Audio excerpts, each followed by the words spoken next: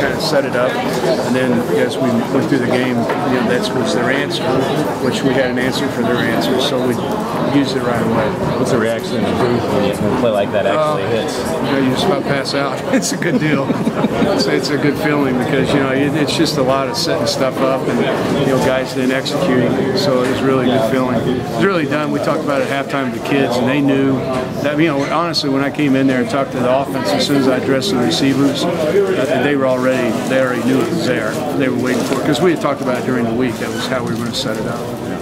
Was this a game that the deep ball developed, or were you sort of holding it back? No, they gave it. It was there for us. Anytime you play bump coverage and you close the middle of the field, you leave the outside lanes exposed, and we have some really good players in the outside lanes. I don't care who you pick out of that group either. All those kids can go. And it's just a matter of kind of where the safety rotated to and where Teddy took the ball. What would you attest your success on those opening drives? It's 5 out of 6 now that you guys have scored. Borbs and I sit down and we kind of mastermind that stuff. Just based off of our how we set up the game plan, and the self scout. How we want to break tendencies, and what we put on film.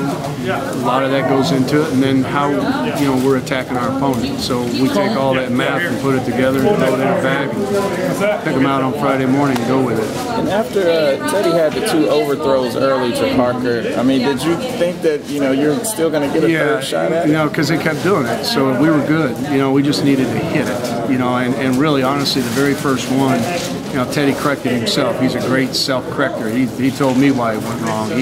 He actually took that off of a deeper drop than what he should have. He should have taken off a quicker drop, and then he fixed it, and we hit it right before the half. So all those things. That's why he's such a great player. He's an easy fix because he's such a great student of the game.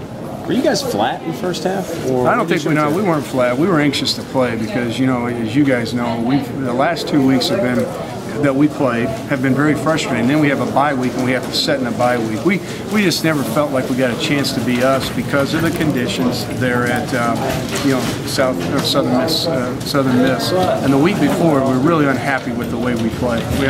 We felt like we played 6 inconsistent quarters of football, and we have a higher expectation of ourselves than what we played. So these guys are really self-motivated and they're hungry, to make a fix. So the kids played really well. Honestly, we came out and moved the football right down the field, and drove. We just had one drive that we kind of capooched, and that was basically me. I wasn't in a good rhythm because I was trying to set some things up, and I shouldn't have. I just let them play. Let them do their deal. Right before halftime, was the 30-yard line the goal to get the field goal? Exactly. Kenny always lets me know exactly what it is that we need to get the ball to. Right.